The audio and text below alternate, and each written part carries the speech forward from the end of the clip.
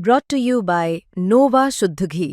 जब जब खाए दिल खुश हो जाए, सदियों का नोवा शुद्ध देसी घी, सपना स्वस्थ भारत का।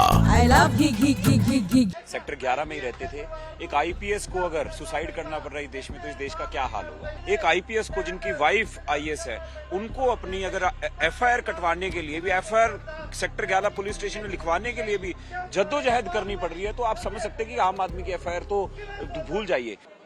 एडीजीपी वाई पूरन कुमार की सुसाइड के बाद लगातार जो है हर जगह गुस्सा है, और खास करके अब आप देख सकते हैं कि स्टूडेंट ऑर्गेनाइजेशन जो पंजाब यूनिवर्सिटी की हैं, यहाँ पे भी प्रोटेस्ट हो रहा है और ये लोग डिमांड कर रहे हैं कि जस्टिस जो है वो होना चाहिए आईपीएस वाई पूरन कुमार के साथ, जिन्होंने चंडीगढ़ में पिछले दिनों सुसाइड किया। और उसके बाद हरियाणा गवर्नमेंट ने अभी तक कोई जो है एक्शन भी नहीं लिया। जिन लोगों के खिलाफ एप्लीकेशन जो हैं वो सरकार ने दी हैं, और यूटी पुलिस भी इसमें सवालों के घेरों में है, क्योंकि उसने भी अभी तक, चंडीगढ़ पुलिस ने भी अभी इसमें बहुत कुछ ज़्यादा नहीं किया। तो हमारे साथ ये स्टूडेंट्स भी हैं, यहाँ के ऑर्गेनाइजेशन के मेंबर्स भी हैं, से बात करेंगे पहले। हाँ जी, क्या नाम है आपका? मेरा नाम सारा है।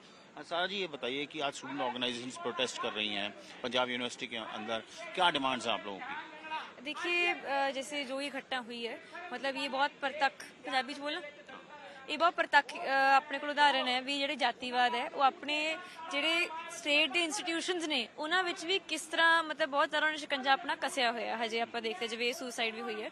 ਮਤਲਬ ਇਹ ਕੋਈ ਇਕੱਲੀ ਕਹਿਰੀ ਘਟਨਾ ਨਹੀਂ ਹੈਗੀ। ਆਪਾਂ ਦੇਖਦੇ ਰੋਹਿਤ ਵੈਮਲਾ ਵਰਗੇ ਕੇਸਿਸ ਆਉਂਦੇ ਨੇ, ਇਹ ਨਵਾਂ ਕੇਸ ਆਇਆ ਜਾਂ ਨਿਤਰਨ ਆਪਾਂ ਇਹੋ ਜਿਹੀ ਗੱਲਾਂ ਸੁਣਦੇ ਹਾਂ। ਤਾਂ ਸਾਡੀ ਪਹਿਲੀ ਮੰਗ ਇਹੀ ਹੈ, ਮਤਲਬ ਫੌਰੀ ਮੰਗ ਹੈ ਜਿਹੜੀ ਵੀ ਜਿਹੜਿਆਂ ਜਿਨ੍ਹਾਂ ਲੋਕਾਂ ਦਾ, 2 ਲੋਕਾਂ ਦਾ ਨਾਮ ਉਹਨਾਂ ਨੇ ਆਪਣੇ ਸੁਸਾਈਡ ਨੋਟ ਵਿੱਚ ਲਿਖਿਆ ਹੈ ਵੀ ਇਹਨਾਂ ਨੇ ਉਹਨਾਂ ਦੇ ਖਿਲਾਫ ਜਾਤੀਵਾਦੀ ਸਰਗਰਮੀਆਂ ਕੀਤੀਆਂ, ਉਹਨੂੰ ਅਰੈਸਟ ਕੀਤਾ ਜਾਵੇ। ਪਰ ਇਹਦੇ ਨਾਲ ਨਾਲ ਜਿਹੜੀ ਗੱਲ ਹੈ ਉਹ ਪੂਰੇ ਸਮਾਜ ਨਾਲ ਜੁੜਦੀ ਹੈ ਵੀ ਜਿਹੜਾ ਜਾਤੀਵਾਦ ਹੈ ਉਹ ਆਪਣੇ ਸਮਾਜ ਵਿੱਚ ਹਜੇ ਵੀ ਬਹੁਤ ਕਾਮਨ ਹੈ। ਆਪਾਂ ਦੇਖਦੇ ਹਾਂ ਵੀ ਲੋਕਾਂ ਨੂੰ ਇਸ ਤਰ੍ਹਾਂ ਇਸ ਹੱਦ ਤੱਕ ਦਬਾਇਆ ਜਾਂਦਾ, ਇਸ ਹੱਦ ਤੱਕ ਤੰਗ ਪਰੇਸ਼ਾਨ ਕੀਤਾ ਜਾਂਦਾ ਵੀ ਉਹ ਆਪਣੀ ਜ਼ਿੰਦਗੀ ਖਤਮ ਕਰਨ ਤੱਕ ਚਲੇ ਜਾਣ ਨੂੰ ਮਜਬੂਰ ਹੋ ਜਾਂਦੇ ਨੇ। और भी लोग हैं। आपका क्या नाम है? मेरा नाम गौतम बोरिया है और मैं अम्बेडकर स्टूडेंट एसोसिएशन की तरफ से हूँ। गौतम जी, आज जो आपकी अम्बेडकर स्टूडेंट एसोसिएशन है या स्टूडेंट ऑर्गेनाइजेशंस हैं वो प्रोटेस्ट कर रहे हैं, तो मुख्य डिमांड्स क्या हैं? हम देख सकते हैं आपके हाथ में भी जस्टिस और आईपीएस वाई पूरन कुमार जिन्होंने सुसाइड किया, उनके लिए आप इंसाफ मांग रहे हैं, क्या डिमांड्स हैं? डिमांड तो देखो जी, वो खुद ही लिख के गए हैं, है ना। जो सुसाइड नोट है उसी में डिमांड है। जो लास्ट का आखिरी जो पैरा है उसका, जो चंद लाइनें जो लास्ट की हैं, उसमें लिखा है कि डीजीपी जो है कपूर और एसपी रोहतक जो है उसके ऊपर कार्रवाई होनी चाहिए, उसको अरेस्ट करना चाहिए। ठीक है जी, चीजें ये हैं।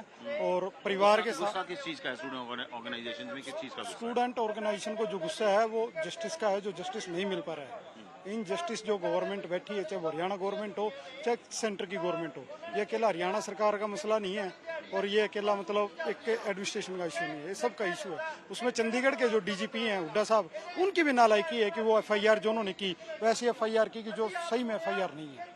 तो चंडीगढ़ पुलिस ने एफआईआर दर्ज की है, लेकिन परिवार उससे खुश नहीं है। उन्होंने बोला कि जो सस्पेक्ट्स का नाम नहीं है, सस्पेक्ट कॉलम के अंदर सेक्शंस प्रॉपर नहीं लगे हैं, तो उसको स्टूडेंट्स किस तरह देखते हैं? देखिए, बड़ा गलत हुआ जो हुआ उनके साथ। मैं तो निजी तौर पे जानता हूं उनको, मैं वार्ड से काउंसलर हूं, उसी वार्ड से, वो सेक्टर 11 में ही रहते थे।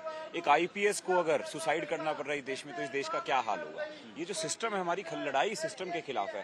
एक आईपीएस को जिनकी वाइफ आईएएस है, उनको अपनी अगर एफआईआर कटवाने के लिए भी, एफआईआर सेक्टर 11 पुलिस स्टेशन में लिखवाने के लिए भी जद्दोजहद करनी पड़ रही है, तो आप समझ सकते हैं कि आम आदमी की एफआईआर तो भूल जाइए। ये इस लड़ाई सिस्टम के खिलाफ है। पूरन कुमार जी को इंसाफ मिलना चाहिए, और हरियाणा सरकार का इसमें पूरा हाथ है, जो उन अफसरों को बचाने की कोशिश कर रहे हैं। पर जो अफसर जिन्होंने एक इंसान की, एक ईमानदार इंसान की जिंदगी ले ली है, उन अफसरों के खिलाफ सख्त कार्रवाई होनी चाहिए। और अभी तक उनके एफआईआर के अंदर नाम नहीं लिखे गए। उनकी वाइफ ने एक नोट भी लिखा है, जो एसएसपी मैडम है उनको एक नोट लिखा है कि इन लोगों का नाम इंक्लूड किया जाए जिन लोगों ने पूरन कुमार जी को मजबूर किया आत्महत्या करने के लिए। सरासर हरियाणा सरकार की इसमें पूरी इन्वॉल्वमेंट है। सर, आप अम्बेडकर स्टूडेंट एसोसिएशन से हैं, तो आगे इसको एस्केलेट करने का भी आपका प्लान है कि आगे कोई कॉल दे रहे हैं आप लोग?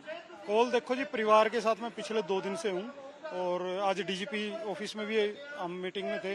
कल सीएम साहब के साथ जब मीटिंग हुई तब भी मैं वहीं था। तो परिवार का जो है, जो मैडम से बात हुई है, मैडम ने कहा है कि समाज जो कहेगा वो हमें मंजूर होगा। अब ये बात उन्होंने समाज के हिस्से में डाल दी है, और समाज का फैसला ये है कि जब तक डीजीपी के, हरियाणा के डीजीपी के खिलाफ और रोहतक के एसपी को अरेस्ट नहीं किया जाएगा, पोस्टमार्टम नहीं किया जाएगा, ये बड़ी दुर्भाग्य की बात है कि 72 घंटे से ज्यादा हो गई, लेकिन बॉडी जो अभी सेक्टर 16 में ही है। तो आप देख सकते हैं कि प्रोटेस्ट जो है लगातार चल रहा है और इंसाफ की मांग हो रही है कि आईपीएस वाई पूरन कुमार जिन्होंने सुसाइड किया उनको इंसाफ दिया जाए।